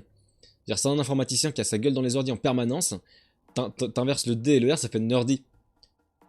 C'est un nerd en fait, son nom de famille il était prédestiné quoi, son nom de famille c'est gros geekos no life, hein. Donc bon c'est... Voilà, le fait de le voir écrit, ça se remarque beaucoup plus facilement, je pense. Ou alors c'est vraiment pas fait exprès, et là ce serait très, très étonnant. Mais voilà. Donc, oui, voilà, je disais que Sattler et Grant ne savent absolument pas à quoi s'attendre. Ils sont naturellement choqués quand devant eux se dressent des spécimens bien vivants d'animaux éteints depuis des dizaines de millions d'années. Pour l'instant, c'est le même pitch que le film. Aucune différence à déplorer, vraiment, tout est pareil. Sauf que, il y a beaucoup d'éléments que vous ne connaissez pas, parce qu'ils sont propres au livre et ils sont pas dans le film. Disons que ça met du temps à démarrer. Pas trop, hein, mais je veux dire, ça met du temps à ce qu'on voit déjà Alan Grant et Ellie Sattler et tout. Parce que, d'abord, on va voir une petite famille, donc un couple et une petite fille, qui vont partir en vacances sur une île, pas loin de Isla Nublar. Pas la porte à côté non plus, mais pas loin. Et ils vont se poser sur une plage. Et la gamine, elle va aller se balader. Et elle va tomber sur un animal étrange. Comme une sorte de lézard qui se tiendrait sur 2 pattes, qui mesurerait une trentaine de centimètres de haut. Et qui a 3 doigts. Voilà, c'est important de le préciser. et elle va se faire mordre. Elle va se faire mordre les bras, elle va se faire mordre le visage et tout. Rien de très très grave, hein. Mais elle va finir à l'hosto, et ils vont finir par faire des recherches pour voir un peu ce qui l'avait attaqué. Ils ont des théories mais ils sont pas sûrs. Ils vont trouver le cadavre, un bout de cadavre, un bout de cul d'un de ces animaux. Ils vont l'envoyer à, comment dire, au test quoi, pour essayer de déterminer ce que c'est. Et ils vont se rendre compte que c'est pas un animal qui est censé exister. Et on comprend en tant que lecteur que on n'a même pas encore commencé, mais déjà un dinosaure s'est échappé de Jurassic Park. Dès les 20 premières pages. Hein. Donc déjà, ça c'est un détail qu'il n'y a pas dans le film. C'est éventuellement une crainte de Ian Malcolm dans le film, mais c'est pas quelque chose qui se passe. Et dès le début, on sent qu'on va vivre de nouvelles aventures en lisant ce roman. Je tiens à dire que le film fait à peu près 2 heures. C'est une bonne durée. Le bouquin fait plus de 500 pages. Il se passe énormément de choses. Énormément de choses qui sont pas dans le livre. Et je finis de dire un petit peu en termes de ressenti. 500 pages, oui. Ouais, non, c'est un beau bébé celui-là. Hein. Bon, là vous voyez pas des masses, mais voilà, c'est un beau bébé hein, qui nous a pondu Michael Crichton. J'ai écrit que ce roman est extraordinaire. C'est mon gros coup de cœur. C'est le gros morceau de ce soir. Hein. Vraiment, c'est mon gros coup de cœur. Le personnage de Ian Malcolm y est pour beaucoup. Pour peu qu'on ne soit pas complètement hermétique à un peu de jargon scientifique, ce livre est absolument fascinant. Il se justifie énormément, c'est de la science-fiction, donc on explique absolument tout ce qui doit être expliqué. On sent par moments que le narrateur s'exprime au travers de Ian Malcolm. En fait, c'est un peu un personnage fonction, Ian Malcolm, c'est-à-dire que il est là pour exprimer un peu le scénario, déjà pour expliquer un peu le scénario, pour te donner des clés pour essayer de comprendre ce qui va se passer plus tard, te donner des indices, et parfois pour péter un câble avec les mots de l'auteur au travers de sa bouche à lui en fait. Et voilà, il fait des grands discours sur l'existence qui sont hyper intéressants, très bien écrits, parfois même très longs, hein, mais tu les dévores quoi, c'est comme des tirades de Cyrano, c'est pas écrit à ce point-là, enfin c'est pas une qualité d'écriture à ce point-là, mais le contenu de ce que Ian Malcolm sort et balance dans Jurassic Park, c'est complètement dingue. Après, je vous lirai un extrait. Si vous avez remarqué, je vous ai pas lu d'extrait sur les 2 précédents, mais je vais vous lire un fat extrait de Jurassic Park qui spoile rien. Donc c'est parfait. Je vous le lis pas tout de suite, mais je finis de vous parler du livre avant. Et voilà. Et du coup, voilà, j'ai écrit que voilà, on a parfois même l'impression que ce personnage lit le roman avec nous. Tu es en train de lire le truc et puis t'as la gueule de Ian Malcolm derrière ton épaule comme ça qui lit aussi, qui fait ah tu vois je l'avais dit ça. Tu vois non mais je l'avais page 10 je l'avais dit. Et c'est un truc qu'on retrouve aussi un peu dans le film. Dans le film quand il y a un peu le quand ça commence à être la merde, hein, je vais rien dire de trop précis. Quand ça commence à être la merde, t'as cette fameuse scène avec Ian Malcolm dans la Jeep qui est là comme ça les bras le long du corps qui regarde qui fait j'en ai marre d'avoir toujours raison. Et tout ce qui se passe dans le film, Ian Malcolm il avait dit que ça se passerait, tu vois. Et bah dans le bouquin c'est pareil. Et c'est un personnage extraordinaire. Et je veux dire, quand tu lis Jurassic Park, tu vois la gueule de Jeff Goldblum. Il est parfait, c'est littéralement parfait. En fait, il est décrit comme appartenant à un mouvement scientifique mathématicien de mathématiciens rockers en fait. C'est littéralement, il y en a genre 100 des comme lui. C'est des copies conformes tous, ils sont tous avec chemise noire à moitié ouverte, encore plus ouverte que la mienne. Lunettes de soleil, collier, chewing-gum, clope, machin. C'est vraiment... C'est tout un mouvement de scientifiques rockers à l'initiative de Ian Malcolm et du coup il s'éclate dans sa vie, voilà. Tout en disant à tout le monde vous avez tort, voilà pourquoi. Voilà, c'est la vie d'Ian Malcolm. Et j'aime bien sa présentation dans Jurassic Park. C'est tout simple. Il monte dans l'hélicoptère, il serre la main, il fait bonjour, moi c'est Ian Malcolm, je fais des maths. C'est tout. En soi, il a tout dit. T'as rien de plus à dire sur ça, tu vois. À part potentiellement, je suis le mec qui s'y connaît le mieux de l'histoire en théorie du chaos, tu vois, mais...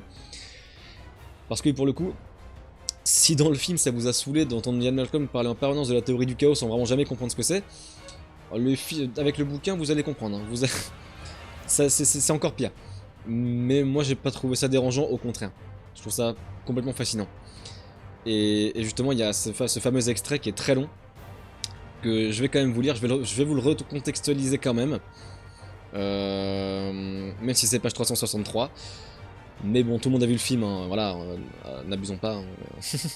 Et voilà, j'ai précisé aussi que les personnages sont tous attachants, sauf Lex, dans le bouquin, qui est insupportable. On n'a pas envie qu'il leur arrive du mal, mais en 500 pages, il s'en passe des choses. Et je pensais que voilà, je pensais que le fait de lire Jurassic Park, de ne pas voir les dinosaures, de ne pas entendre le hurlement du T-Rex, ne pas entendre les vélociraptors, tout ça, ça allait retirer quelque chose vraiment à l'angoisse. Mais pas du tout, presque au contraire en fait. Déjà, basiquement, comment ça fonctionne la peur? Ce qui est caché est toujours plus effrayant que ce qui est montré. Dans un livre, on ne te montre jamais les choses puisqu'on te les écrit. Donc c'est ton imagination qui fait le travail. C'est comme si tout Jurassic Park ça se passait dans le noir et t'avais que le son, tu vois. Bah là, tu ne vois pas le T-Rex, donc tu l'imagines presque encore plus terrifiant qu'il ne l'est. Le Vélociraptor, on te dit il fait 1m80. Dans ta tête, il en fait 3, tu vois. Le livre reste très très très efficace en termes d'angoisse, et c'est vraiment très très fort. Donc voilà. Il y a beaucoup de différences avec le film. C'est vraiment très très très différent. Mais il y a beaucoup de points communs également. En fait, toute la trame reste la même. Donc même quand le film s'écarte un peu, il revient quand même vers le livre. Donc c'est cool. Voilà, encore une fois, moi, quand j'ai fini le bouquin, quelques heures après, j'étais déjà en train de mater le film pour avoir tout frais dans ma tête. Donc j'ai pu voir vraiment les différences, il y en a beaucoup. Hein. Mais il y a vraiment, oui, il y a vraiment beaucoup de points communs aussi. Est-ce que je vous lis l'extrait maintenant? Ou est-ce que j'attends de vous parler du film? Je sais pas trop. En vrai, je vais vous le lire maintenant. Je vais vous le lire maintenant. Je vais essayer d'avoir assez de salive pour vous le lire, hein, parce que ça prend du temps. Hein. Ça fait à peu près 2 pages entières. En fait, c'est un extrait où c'est juste Ian Malcolm qui pète un câble. C'est Ian Malcolm qui pète un plomb parce qu'il en peut plus. Il déteste John Hammond. Et John Hammond le déteste, tout comme dans le film. Hein. La fameuse phrase de John Hammond qui regarde la caméra avec Ian Malcolm qui fait le con et qui dit « Je crois que je déteste cet individu ». C'est littéralement leur relation dans le bouquin aussi, ils se détestent l'un comme l'autre. Malcolm, il est littéralement là pour expliquer que c'est impossible que Jurassic Park fonctionne. Et que ça va forcément mal tourner. Pour contextualiser, je vais pas vous expliquer pourquoi dans le doute si vous connaissez pas l'histoire, mais là, Ian Malcolm, il est pas au meilleur de sa forme, il a besoin de morphine pour aller mieux. Il est allongé dans une pièce et il y a Ellie qui est à ses côtés. Et le truc c'est que là, ça commence à être la merde, vraiment partout. Tout le monde dit c'est bon, ça va aller mieux, mais Malcolm, il y croit à aucun instant. Et du coup, donc j'en suis là, il est en train de discuter avec Ellie, donc la paléontologiste spécialiste des plantes. Voilà. J'espère que vous êtes prêts. Hein. Parce que oui, je vais vous faire un dialogue du coup. Mais je vais faire une petite voix là pour... Il y a moyen que je me mette à lire très vite. Pour 2 raisons. Déjà parce que moi je suis pris dans ce truc là à chaque fois que je le lis. Et que... Bah en fait j'ai tendance à lire ça comme Malcolm parle dans le film. C'est à dire qu'il parle très vite et parfois même il bafouille mais il est pris dans son truc quoi. Parce que Jeff Goldblum joue terriblement bien donc voilà. Donc là il est en train de se passer de la merde, il y a une tempête dehors, c'est l'enfer, enfin voilà. Et lui donc il a toujours la théorie du chaos, c'est rien n'est prévisible en fait.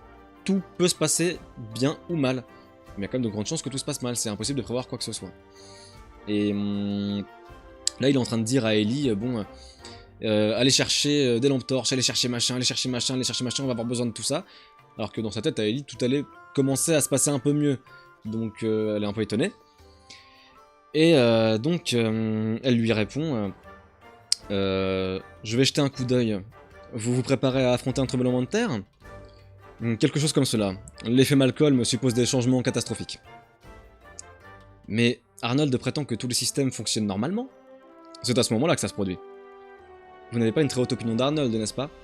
Parenthèse, Arnold c'est Samuel Jackson dans le film. Il fait bien son boulot d'ingénieur. Vous aussi. Ce sont des techniciens. Pour moi, il manque d'intelligence. Il voit la situation immédiate. Il pense avec un esprit étroit et appelle cela être pointu. Ils n'ont pas de vision d'ensemble et ne réfléchissent pas aux conséquences. Le résultat de ce manque de profondeur, c'est l'île où nous sommes. On ne peut pas créer un animal sans imaginer qu'il agira comme un être vivant, que son comportement sera imprévisible, qu'il essaiera de s'échapper. Mais cela, ils ne l'ont pas compris. Ne croyez-vous pas que c'est simplement la nature humaine demanda Ellie.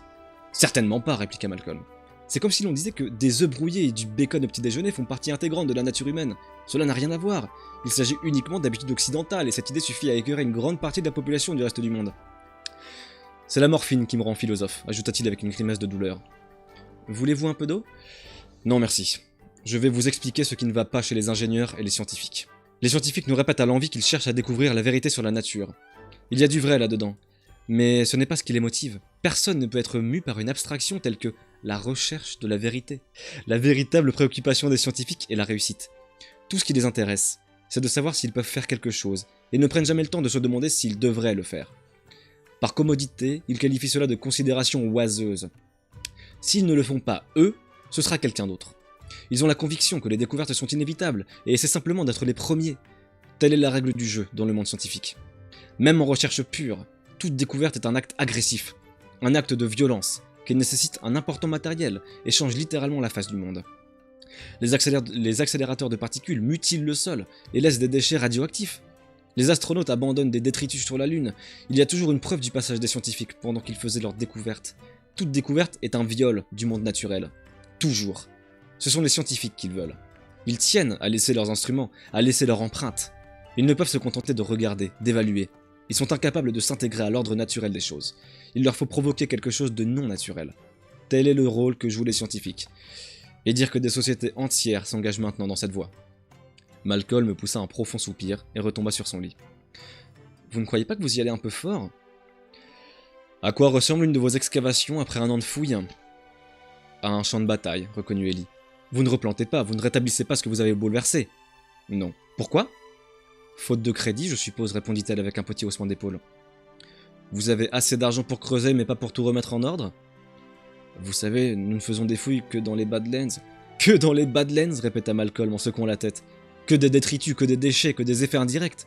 Ce que j'essaie de vous faire comprendre, c'est que les scientifiques veulent tout cela. Ils veulent des déchets, des détritus, des mutilations et des effets indirects. C'est pour eux une manière de se rassurer, et cela devient de plus en plus désastreux. Alors quelle est la réponse? Se débarrasser de ces techniciens à l'esprit étroit, les faire dégringoler de leur piédestal. Ce serait renoncer à tous les progrès. Quel progrès? Répliqua vivement Malcolm. Le temps que les femmes consacrent aux travaux ménagers n'a pas diminué depuis 1930 malgré l'aspirateur, la machine à laver et le sèche-linge, le broyeur d'ordures et les vêtements jetables. Pourquoi faut-il encore aussi longtemps pour nettoyer la maison qu'en 1930? Ellie garda le silence. Parce qu'il n'y a pas eu de progrès, reprit Malcolm. Pas de vrai progrès. Quand il y a 13 000 ans, nos ancêtres réalisaient les peintures rupestres de Lascaux. Ils consacraient 20 heures par semaine à se nourrir, se loger et se vêtir. Le reste du temps, ils s'amusaient. Ils dormaient. Ils faisaient ce qu'ils avaient envie de faire. Et ils vivaient dans un monde naturel, avec un air pur, de l'eau limpide, des arbres et des couchers de soleil. Vous imaginez, 20 heures par semaine, il y a des milliers d'années. Votre idée, c'est de remonter le cours du temps? Demanda Ellie. Non, mais je voudrais que les gens se réveillent. La science moderne se développe depuis 4 siècles. Et nous devrions maintenant savoir à quoi nous en tenir, sur ce qu'elle peut nous apporter. Le moment du changement est venu. Avant de détruire la planète, suggéra Ellie. Oh là là, soupira Malcolm, en fermant les yeux. C'est bien le dernier de mes soucis. Voilà. Voilà à quoi ça ressemble un dialogue avec Ian Malcolm dans le livre de Michael Crichton. Donc, vous comprenez mieux ce que je voulais dire quand je disais que...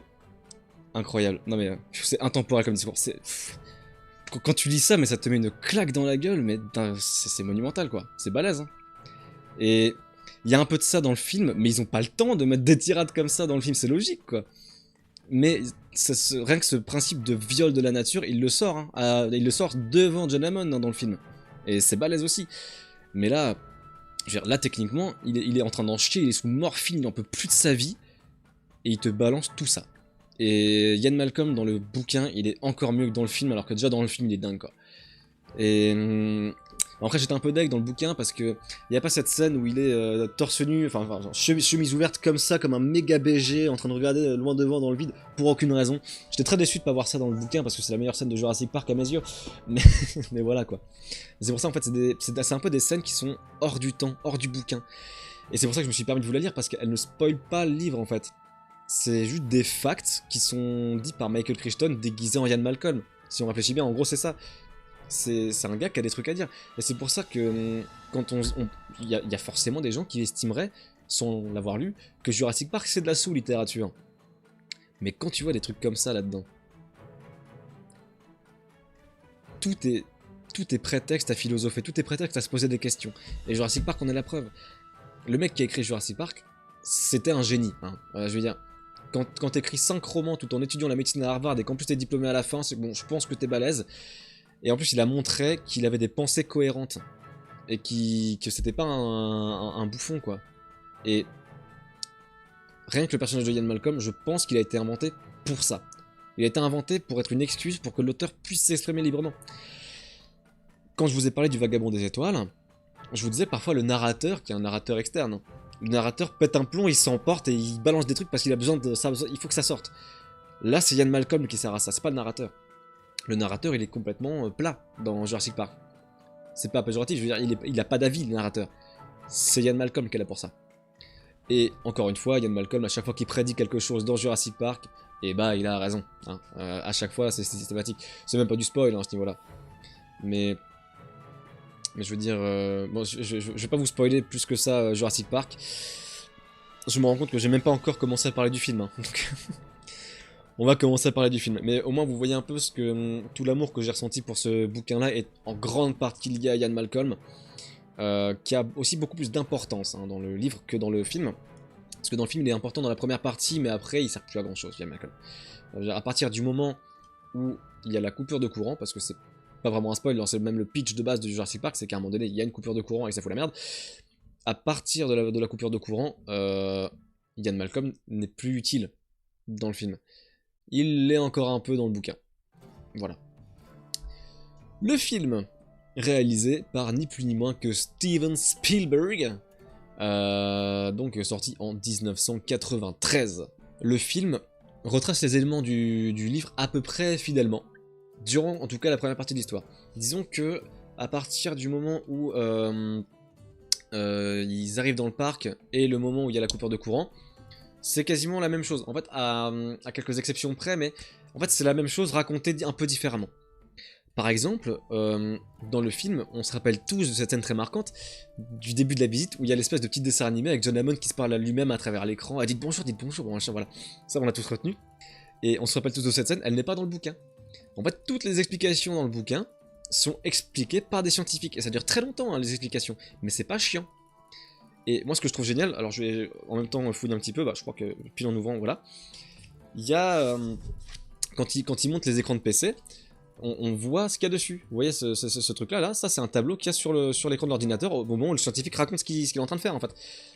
Donc techniquement, ils n'ont pas eu besoin de creuser la tête pour savoir quoi afficher sur les écrans quand ils ont fait le film. Tu vois. Il y a carrément des lignes de code hein, par moment dans le bouquin. Il y a des lignes de code, il y a des fragments d'ADN, il y a tout. Il y a des graphiques, enfin voilà, il y a moult choses qui te plongent vraiment dedans. T'es dans la pièce avec eux, tu vois l'écran de l'ordinateur avec eux, t'es là et toutes les explications tu les comprends. Je veux dire, les graphiques, tu les regardes parce que ça illustre ce qu'il vient de te raconter et tu dis ah oui d'accord ok. Et puis pareil ça permet de savoir, genre là le truc avec les chiffres que je vous ai montré, ça montre le nom de tous les dinosaures et le nombre de dinosaures par race qu'il y a.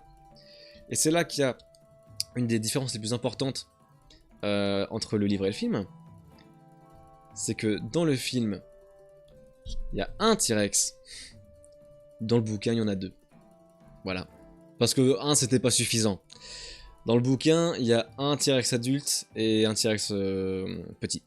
Voilà. Qui est pas encore adulte, mais qui est plus un bébé, mais qui est pas non plus adulte. Donc il y a deux T-Rex dans le bouquin. C'est une grosse différence. Hein. Quand on voit les événements du bouquin, enfin du film, pardon. Donc voilà. Je vais commencer déjà à vous lister les différences. Attends, je réfléchis. Oui, voilà, j'allais dire en fait qu'à partir du moment où il y a la coupure de courant, il y a beaucoup de variations dans les péripéties et dans le temps que ça prend surtout. Disons que ça se passe sur une nuit et le lendemain, dans le film. Pareil dans le bouquin, sauf que dans le livre, la nuit dure énormément plus de temps en fait.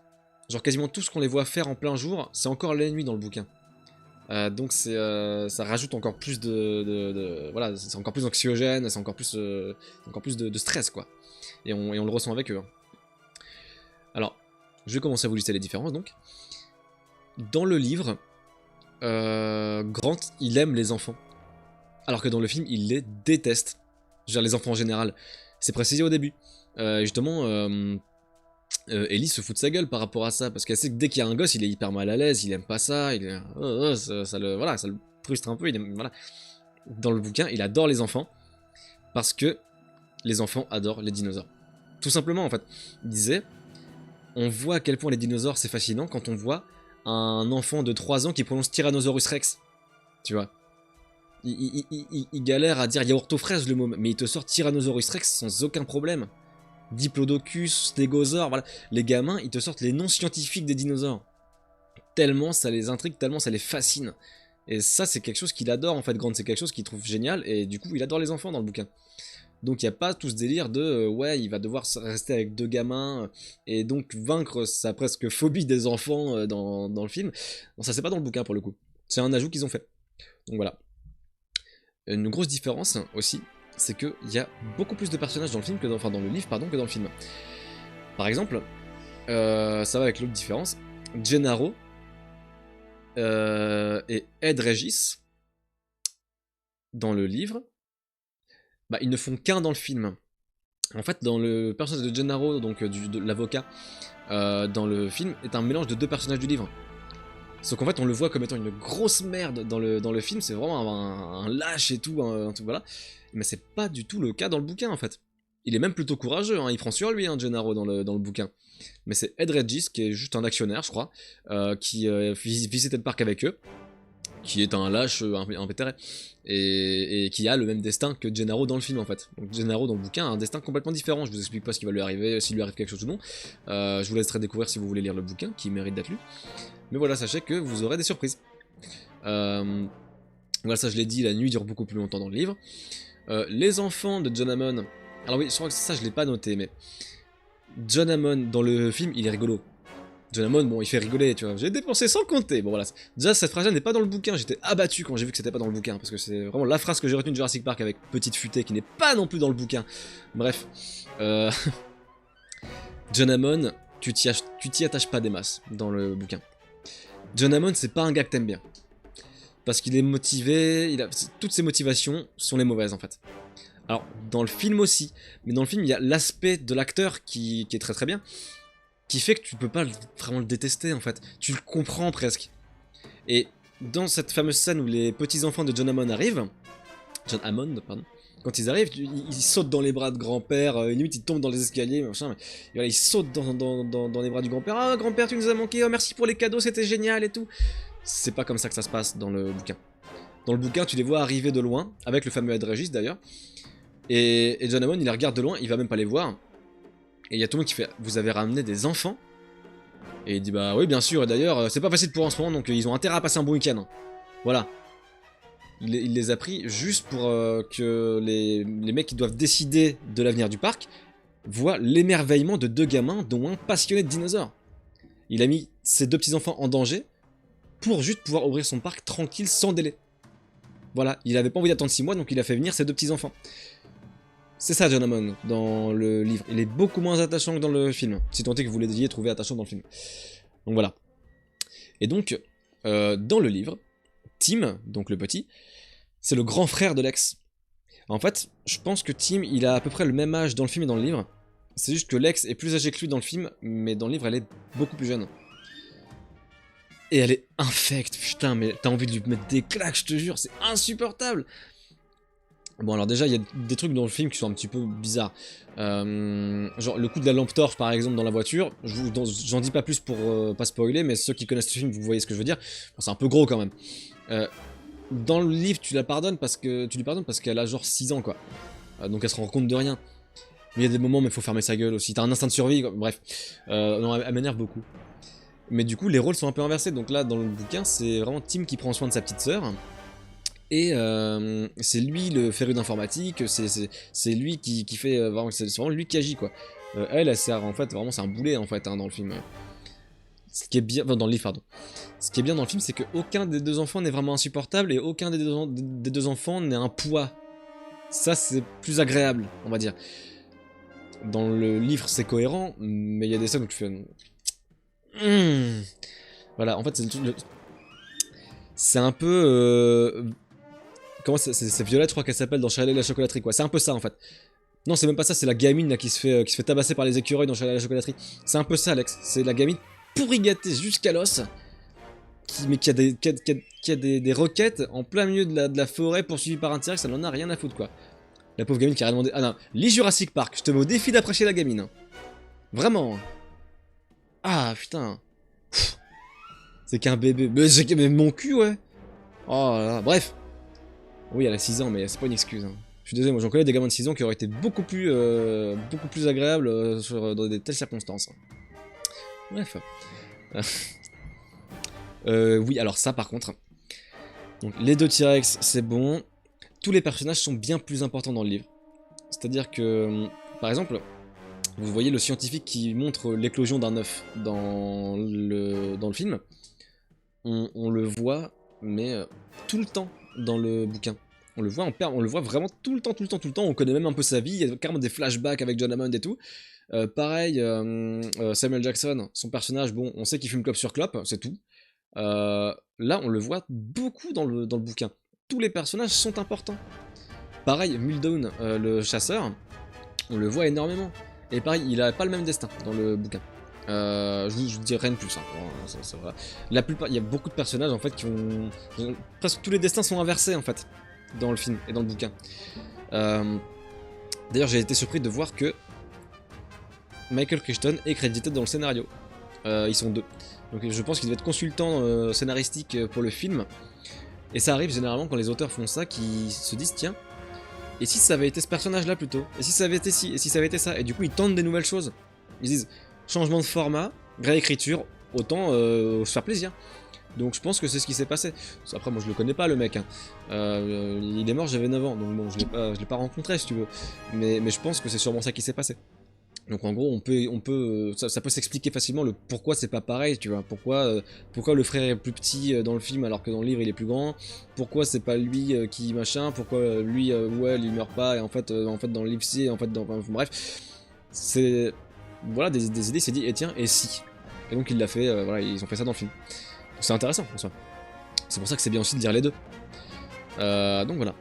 Mais la plus grosse différence, qui m'a presque choqué quand je l'ai lu parce que je m'attendais pas à ça. L'une des intrigues principales du livre n'est pas dans le film. Il y a un truc qui est excessivement important qui fait même tout le livre et c'est pas dans le film. Parce que je veux dire, là, techniquement, qu'est-ce qui se passe? Bon, ils se retrouvent à moitié piégés dans le parc, les clôtures fonctionnent plus, bon voilà. Et il faut qu'ils se démerdent pour rentrer. C'est ça Jurassic Park, globalement c'est ça. Et bah dans le livre ils font ça mais contre la montre. Parce qu'il y a urgence en plus. Et l'urgence elle est pas dans le parc. Je vous en dis pas plus. J'espère que ça vous donne envie de savoir. Parce que c'est assez fascinant. Mais voilà, disons que l'un des éléments qui font que le roman est stressant, c'est pas dans le film. Mais en soi, le film est extraordinaire. Et il fait 2 heures qui sont bien remplies, il n'y a pas de problème. Donc, en soi, il n'y avait pas besoin pour que ce soit bien. Mais c'est quand même bizarre parce que c'est pas un truc qui peut être très longtemps. Hein. Mais on veut savoir, bah c'est con. Hein. Mais si vous voulez savoir, eh bah, lisez le bouquin, tout simplement. Et voilà, il y a beaucoup de différences. Hein. Beaucoup de destins différents, voire même opposés à ceux qu'on voit dans le film. Et surtout, la fin n'a rien à voir. Alors déjà dites-vous que à partir du moment où vous voyez le générique de fin de Jurassic Park, dites-vous que normalement dans le bouquin il y a 50 pages encore. Il se passe encore des trucs pendant 50 pages. Donc c'est loin d'être fini. Et disons que on sent que quand ils ont fait le film, ils savaient qu'il y aurait une suite. Que Michael Crichton n'a pas prévu lui quand il a fait le roman. Et du coup c'est très différent les deux fins. Pareil, je ne vous en dis pas plus. Je vous invite à le découvrir par vous-même. Ça fait 500 pages, on s'est écrit petit en plus, mais qu'est-ce que ça se lit bien quoi. C'est un peu le même principe que pour La Planète des Singes, c'est des chapitres très courts. Donc c'est rythmé. Et en fait, là pour le coup, contrairement à La Planète des Singes, les chapitres ont des titres. Parce que parfois c'est juste chapitre 1, 2, 3, 4, bon voilà. Là, pardon, les chapitres ont des titres. Et généralement un chapitre sur 3, c'est contrôle. Et là on arrive dans la tour de contrôle, avec John Hammond, avec Arnold, avec puis les gens qui y passent et s'en vont. Tu l'as lu en combien de temps? Bah écoute, je l'ai lu en... C'est une bonne question. J'ai dû le lire en 3 jours, je crois. Mais j'ai fait des grosses sessions, hein. J'ai fait des grosses sessions de lecture. Hein. Faut pas non plus le lire quand t'es trop fatigué, tu vois. Parce que tu raterais des détails et c'est dommage. Donc voilà. Et il y a un truc qui fait qu'il faut pas le lire quand t'es fatigué, c'est que au sein d'un même chapitre, tu vois les points de vue des différents groupes de personnages. C'est-à-dire, t'as 3 paragraphes qui sont collés comme ça, avec Grant et les gamins, ok. T'as un saut de ligne, paragraphe d'après, c'est dans la tour de contrôle, tu vois. Ah putain, oui, d'accord, ouais, j'avais pas suivi. Oh, et quand tu te rends compte que t'avais pas capté que ça avait changé de personnage, c'est qu'il faut que t'arrêtes. Tu poses le bouquin, tranquille. Moi, je continuais quand même parce que bah, faut bien que je vous le présente un jour. Hein.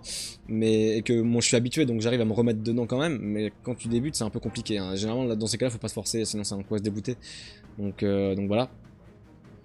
Mais oui, je l'ai lu en à peu près 3 jours. Voire un peu moins, je sais plus. Un truc comme ça. La planète des singes, par contre, ça se lit vachement plus vite. Hein. Tu peux le lire en 2 jours si tu prends un peu ton temps. Enfin, si tu fais 2 bonnes ou grosses sessions de lecture. Tu peux le lire en une journée si t'es un très bon lecteur. Moi, je l'ai pas lu en une journée. Hein. Enfin, j'ai lu 20 pages hier et le reste aujourd'hui. Et voilà. L'expérience qui parle, c'est ça. C'est ça, c'est ça. Mais oui, voilà. Disons que Jurassic Park, si vous avez aimé le film, foncez.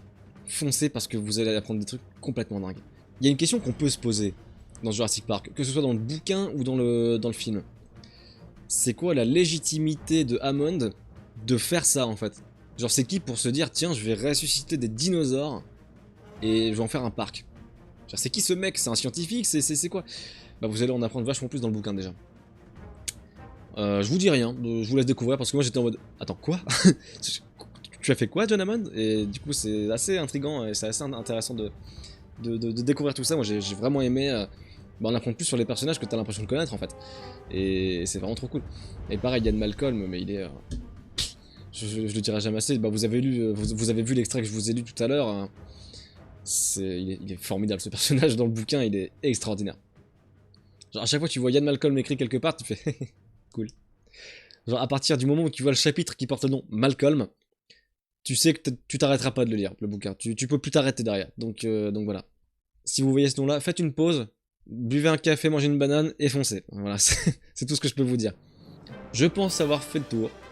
Je crois que c'est à peu près tout ce que j'avais à dire sur Jurassic Park. En tout cas, j'espère que la chronique vous a plu, que je vous ai potentiellement donné envie de lire un des 3 romans ou de voir un des 3 films. C'était la première fois que je faisais un truc un peu thématique, donc c'était un essai, hein, j'espère que ça vous a plu. Et je vous dis à la semaine prochaine pour la prochaine chronique littéraire, et je vous fais des bisous.